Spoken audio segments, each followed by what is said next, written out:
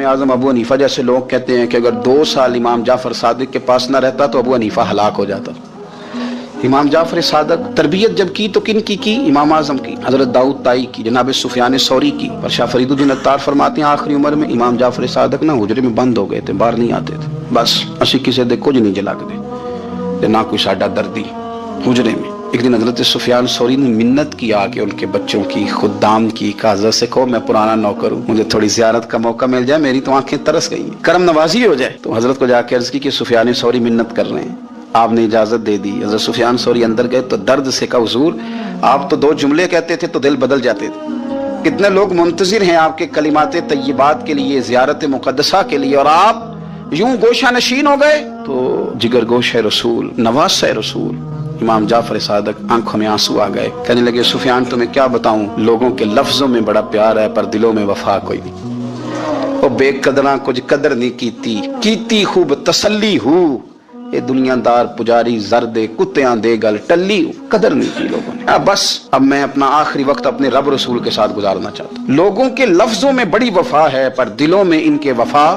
इमाम जाफर सादिक जैसे लोग छुप गए। हम अपने रवैयों से अगर इन चीजों को निकालेंगे, दिलों को साफ करेंगे, तो बड़े बड़े कीमती वजूद हैं जिनसे हमारा रिश्ता कायम रहेगा। लेकिन अगर हसद की, अदावत की, बुग़्ज़ की ये भट्टियां जिस तरह तप रही हैं आज माशरे में, ये तपती रहीं तो बड़े बड़े लोग हैं जो मंजर से हट जाते हैं, मुकाबला नहीं कर पाते लोगों की अदावतों का। रब करीम का बंदा साफ दिल होता है, वो हसद बुग़्ज़ अदावत का मुकाबला नहीं करता, वो कोने में हो जाता। वो कहते मैं इस दौड़ वाला नहीं हूँ, इसलिए कि अल्लाह के बंदे तलवार के साथ, तो मैं बड़ी बात करने लगा हूं अगर आपकी समझ में आ गई तो, रब के बंदे तलवार से तो लड़ाई कर लेते हैं पर मुनाफिक के निफाक के साथ मुकाबला कैसे करें, वो किस तरह अपने आप को मुनाफिक बनाएं, वो किस तरह करके उस जगह पे आके साजिश करें जहां छोटे लोग साजिश करते हैं, फिर वो बचने लग जाते हैं। ये दौरी नुक्ताची है, कहीं छुप के बैठ जा, जिस दिल में तू मकी है वहीं छुप के बैठ जा, फिर वो लोग निकल जाते हैं।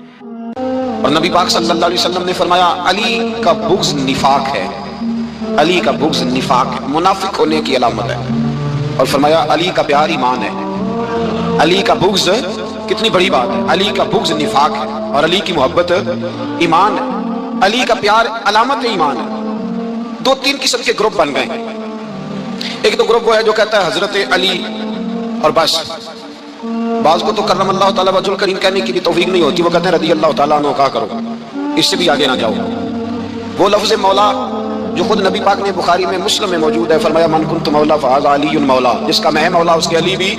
हुज़ूर ने जो लफ्ज़ बयान किया इस लफ्ज़ से भी बाज़ लोग डरते कहते नहीं ये लफ्ज़ नहीं बोलना, ये नहीं कहना, आपने मसला बन जाएगा। कुछ सिरे से इस कदर ज़्यादा माज़अल्लाह ताला अपनी तबीयतों को बोझ समझने लगे कि उन्होंने कहा हज़रत अली, और फिर इससे ज्यादा किसी और बात को बयान करना मुनासिब ना समझा। एक दूसरा तबका बन गया जिन्होंने आग के अंदर दौरी डंडा ले लिया, वो चर्च बनाते हैं, भंग लेते हैं, वो धंधा करते हैं, बड़े बड़े उन्होंने गले के अंदर संगल डाल लिए, जंजीरें पहन लिए, और कुछ आती नहीं, सारा दिन अली अली करते रहते हैं सारा दिन। हजरत अली शेर खुदा करमल्लाहु ताला वजहुल करीम इरशाद फरमाते हैं, सुने हजरत अली फरमाते हैं कि दरिया बह रहा हो, दरिया, उस दरिया में अगर एक कतरा शराब का गिर जाए फिर वो दरिया खुश्क हो जाए, फिर उस दरिया की सतह पर यानी नीचे घास उगाए, और अगर मेरा घोड़ा वो घास खा ले तो मैं उस घोड़े की सवारी करना पसंद नहीं करता।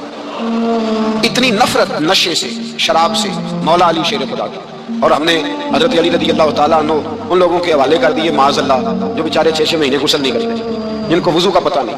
मैं कहता हूँ इन लोगों के लिए सजा होनी चाहिए। मैं इस हजारों के इज्तिमा में ये कहता हूँ कि उन लोगों पर पाबंदी होनी चाहिए। हजरत अली का नाम तो मुकद्दस नाम है, मौला अली की शख्सियत तो मुकद्दस शख्सियत है।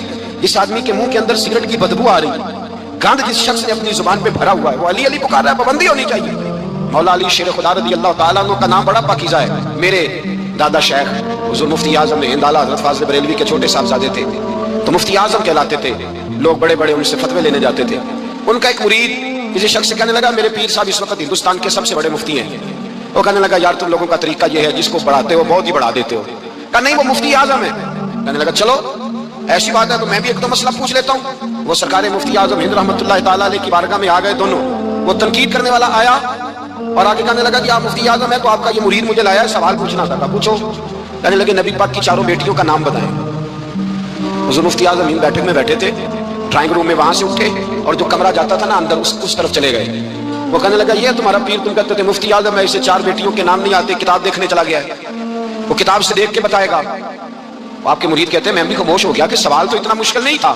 حضرت اٹھ کے کو چلے گئے، تھوڑی دیر کے بعد آئے تو ان کی داڑھی سے پانی کے قطرے گر رہے تھے، فرمانے لگے وضو کرنے گیا تھا، میں نے مصطفیٰ کی بیٹیوں کے نام کبھی بغیر وضو کے زبان سے ادا ہی نہیں کیے، میں وضو کرنے گیا تھا، اس لیے کہ یہ شہزادیاں بڑی پاک ہیں، یہ لوگ بڑے یہ پاک لوگ ہیں، ان کے نام پلید زبانوں سے لیے جا سکتے، ناپاک زبانوں سے یہ نام نہیں لیے جا سکتے۔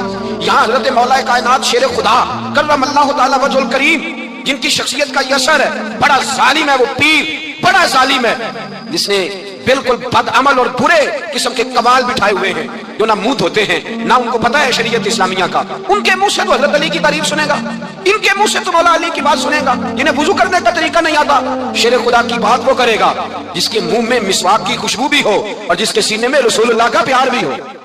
حضرت داؤد طائی اور امام جعفر صادق کے درمیان ایک دن بحث ہو گئی۔ امام جعفر صادق فرمانے لگے یہ محبت کا ان کا رشتہ تھا آپس میں۔ حضرت داؤد طائی صوفی تھے اور امام جعفر صادق تو حضور کے نواسے ہیں نا جی، اور بڑا عقیدت کا رشتہ تھا آپس میں۔ ایک دن امام جعفر صادق کہنے لگے داؤد طائی میرے لیے دعا کر، تو آپ رو پڑے، کہنے لگے حضور میں نواسہ رسول کے لیے دعا کروں؟ آپ تو حضور کے نواسے ہیں، میں آپ کے لیے دعا کروں؟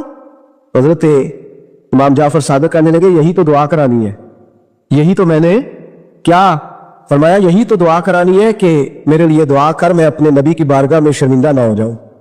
حضور یہ نہ فرما دیں کہ میرا نواسا ہو کے تو کیا کرتا رہا، یہی تو دعا کرانی ہے۔ بڑا پیار تھا۔ ایک دن بحث ہو گئی، حج کر کے واپس آئے، عراق میں تشریف فرما تھے امام جعفر صادق، حج کر کے واپس آئے تو امام جعفر صادق کہنے لگے جو مکے سے ہو آتا ہے نا، اللہ پھر اس کو دوزخ میں نہیں ڈالے گا۔ کچھ نہیں ہو گیا آپ لوگ، اللہ آپ کو جزائے خیر عطا فرمائے۔ فرمایا جو کعبے کا دیدار کر لے ایک دفعہ زندگی میں اور ایمان کی حالت میں، اللہ پھر اسے دوزخ میں ایک دفعہ جو دیدار کر لے ایمان کی حالت میں، اللہ دوزخ میں یہ فرمانے لگے یہ میری بات ہے، تو تصدیق کر میری بات کی، کیا میں نے ٹھیک کہا ہے؟ پیار تھا نا، تو کہنے لگے داؤد طائی تو کیا میں نے ٹھیک کہا ہے؟ کہنے لگے جی آپ نے فتوی پورا نہیں دیا تو میں کیسے تصدیق کر دوں؟ آپ نے پورا فتویٰ پوری بات کرے تو تصدیق کرا لے۔ اب پوری بات کیا ہے؟ فرمانے لگے جو خانہ کعبہ بیت اللہ کا دیدار کر لے اللہ دوزخ میں نہیں ڈالے گا، اور جو مدینے سے ہو آئے اللہ اسے جنت میں ضرور داخل فرمائے گا۔ صلی اللہ ہو۔ تو آپ فرمانے لگے داؤد طائی میں نے تو مسئلہ بیان کیا اس لیے کہ جس نے ایمان کی حالت سے کعبہ دیکھ لیا تو اس کا اللہ پہ ایمان پختہ ہے، اور من قال لا الہ الا اللہ داخل الجنہ، اور تو نے یہ جو قاعدہ ضرور جنت میں داخل کرے گا مدینے دیکھنے والے کو، تو بھی دلیل پیش کر۔ مکہ کا ایمان کے ساتھ دیکھنے والا تو میں نے حدیث پیش کر دی، تو دلیل دے۔ حضرت داؤد طائی بولے بڑی خوبصورت بات، اور خوبصورت لوگ ہی خوبصورت باتیں کرتے ہیں، خوبصورت لوگ ہی جی، ورنہ تو اللہ خیر کرے خوبصورت بات نکلتی نہیں لوگوں کے منہ سے، حرم میں بیٹھ کے بھی نہیں نکلتی، تنی کیا صاف سن جاتا ہے، کس قسم کی بولی بولنے لگتے۔ خوبصورت لوگ خوبصورت بات کرتے ہیں۔ حضرت داؤد طائی کہنے لگے میری دلیل یہ ہے کہ پورے مکے میں کہیں جنت تو نہیں نا، مکہ دیکھنے والے کو جنت ملتی ہے پر مکے میں جنت نہیں۔ فرمانے لگے مدینے میں تو جنت ہے نا، روضۃ من ریاض الجنہ ماں بین بیتی و منبری روضۃ من ریاض الجنہ۔ فرمایا میرے منبر اور میرے گھر کے درمیان جتنی جگہ ہے وہ، اور آپ فرمانے لگے حضرت امام جعفر صادق سے کہنے لگے حضور دیکھے نا، اللہ فرماتا ہے جو جنت میں گیا ہم فیہا خالدون، پھر نکالا نہیں جائے گا۔ تو کہنے لگے میرا عقیدہ ہے جو 2 نفل بھی ریاض الجنت میں پڑھ لے اللہ اسے ضرور جنت میں داخل فرمائے گا، اس لیے کہ جو گیا وہ دوبارہ واپس۔ حضرت ادریس علیہ السلام کی دوستی ہو گئی رضوان سے۔ رضوان جنت کے فرشتے کا نام ہے جس کے پاس چابی ہے جنت کی، دروازے پہ بیٹھے ہوتے ہیں، رضوان اس فرشتے کا نام ہے۔ تو حضرت ادریس کا جرانہ تھا، وہ ملنے آتے تھے جناب ادریس علیہ السلام کو۔ ایک دن حضرت ادریس کہنے لگے تو خود تو یہاں کی سیر کر جاتا ہے، مجھے کبھی کرائی نہیں، آپ بھی کر لیں۔ تو فرشتہ آپ کو جنت دکھانے لے گیا۔ جنت میں جا کے تو کہنے لگا حضور چلے، فرمانے لگے کدھر؟ کہنے لگا واپس، فرمانے لگے میں نے جانا ہی نہیں۔ اس نے کہا کیوں؟ فرمانے لگے اللہ فرماتا ہے ہم فیہا خالدون، جو جنت میں آئے گا نکالا نہیں جائے گا، تو کیسے مجھے نکال سکتا ہے؟ کہنے لگے جناب آپ نے سیر کا کہا تھا، فرمایا سیر ہی ہے یہ، اس لیے کہ جنتی ساری عمر ہی سیر کریں گے، وہ سیر ہی کریں گے، سفر تو تھکا دیتا ہے بندے، یہ سیر ہی ہے۔ اب وہ فرشتے پریشان ہوئے تو رب کریم نے فرمایا وہ فرشتے تیرا اور اس کا جرانہ بھی میں نے لگوایا تھا، اور اس کو جنت کی سیر پر آنے کی خواہش بھی میں نے ہی پیدا کی تھی، اور تو کون ہوتا ہے میری بغیر اجازت دروازہ کھول سکے؟ بلوایا بھی میں نے ہی تھا، اور یہ جو میں نے کہا نا آٹھ کا یہ توفیق بھی میری ہوئی ہے، میری طلب بھی تو تیرے کرم کا صدقہ ہے، یہ پاؤں اٹھتے نہیں بلکہ یہ اٹھائے جاتے ہیں. تو جب بلا لیا ہے, جنت میں داخل کرا لیا ہے, اور جنت کی وہ والی جس کو میرے رسول پاک کے قدموں نے جنت بنایا ہے, وہ جنت جس کو ریاض الجنہ کا لفظ دیا ہے, حضور نے جنت جس کو بنایا ہے, وہاں تک پہنچ جائے. یہ ہے ارض جنت, یہ طیبہ کی زمین ہے ارض جنت. پر زمین کس کی ہے؟ کیسا عجیب معاملہ ہے. یہ ہے ارض جنت, یہ طیبہ کی زمین ہے. جنت بھی یہی, کیونکہ مال کے جنت بھی یہی ہے. جنت بھی یہی, مال کے جنت بھی یہی. جنت بھی یہی تو مال کے جنت بھی. اور جتنا جنت کا اعلان میرے نبی نے فرمایا نا, سارا فرمایا ہی مدینے میں ہے. اور جنت بیچی ہے کئی دفعہ نبی پاک نے, کئی دفعہ فرمایا بیرے روما کما خرید کے دو, مجھ سے جنت لے لو. اگر عثمان نے کہا حضور میں خرید دیتا ہوں, کہا جنگ تبوک کے لیے سامان دو, مجھ سے جنت لے لو. حضور نے تو کئی دفعہ سیل لگائی ہے جنت. یہ ہے ارض جنت, یہ طیبہ کی زمین ہے. جنت بھی یہی, مال کے جنت بھی یہی ہے. کعبۃ اللہ. حضرت عبداللہ ابن مسعود رضی اللہ تعالیٰ عنہ فرماتے ہیں, جس کو ایک تکلیف آئے نا کعبے میں, کتنی جی, ایک ادھی تے آئی جاندی ہے نا. میرے ورگے ہمیشہ دے تھکے بندے, ایک آدھ تکلیف تو, بخار آ گیا, پیر میں درد ہونے لگ گیا, کوئی تکلیف تو آئی جاتی ہے. فرماتے ہیں ایک تکلیف اگر تجھے حرم مکہ میں آئی نا, ایک, اللہ تیرے 80,000 سال کے گناہ معاف فرما دے. انہیں 80-100 نہیں, میں نے سوچ سمجھ کے جملہ کہا, 80 ایک تکلیف اگر تجھے, کہاں بولے نا یار, کتنی, ایک گناہ کتنے معاف. یہ کس نے کہا ہے؟ حضرت عبداللہ ابن مسعود نے. وعدہ کس کا ہے؟ اللہ کا. وعدہ کس کا ہے؟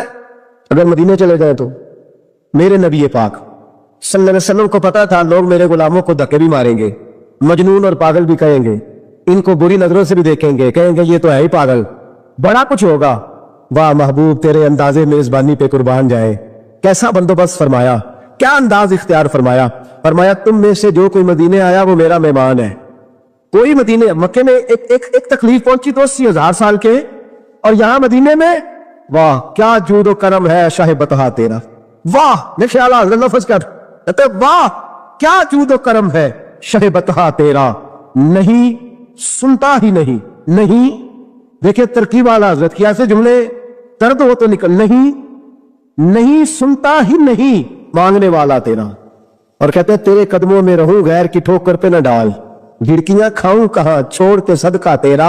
اور تیرے قدموں میں جو ہے غیر کا منہ کیا دیکھے, پھر کون نظروں پہ چڑھے دیکھ کے طلبہ تیرا. دیکھ کے جلوہ نہیں, اعلیٰ حضرت کا انداز, کوئی اعلیٰ مزاج لوگ ہی سمجھتے, جلوہ نہیں جی. کہتے ہیں جس نے میرے مصطفیٰ کے قدم کا طلبہ دیکھ لیا, اس کی نظر پہ کوئی نہیں چڑھتا, تو جس نے جلوہ دیکھ لیا صلی اللہ ہو, کون نظروں پہ چڑھے دیکھ کے طلبہ تیرا. قدم دیکھ لے تو نظر پہ کوئی نہیں چڑھتا, تو جو سیدنا صدیق اکبر کی طرح, مولا علی کی طرح جلوہ ہی دیکھ لے.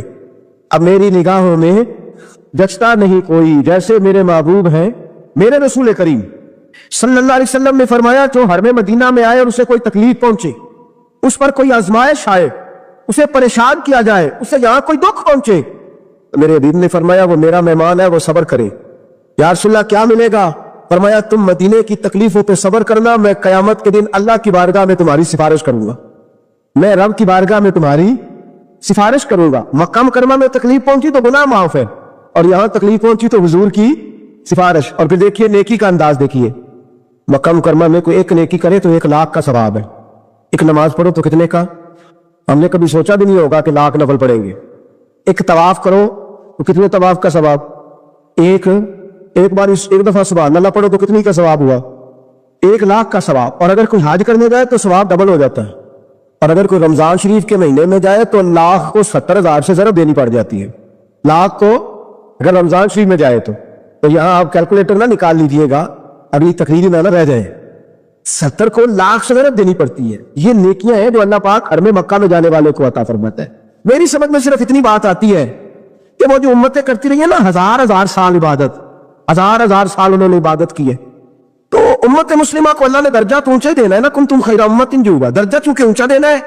اللہ پاک نے یہ بہانے بنا دیے, شب قدر ہے, شب برات ہے, یہ اللہ پاک نے بہانے بنا دیے. مالک کریم نے یہ بہانے بنائے ہیں. فرمایا تم بھی شب برات میں, شب قدر میں مسجد آ جاؤ, یا اللہ تمہیں موقع دے تو حرم مکہ اور مدینہ آ جاؤ, میں تمہاری ایک ایک نیکی پر اتنا زیادہ ثواب دوں گا کہ تم پچھلی امتوں سے آگے نکل جاؤ.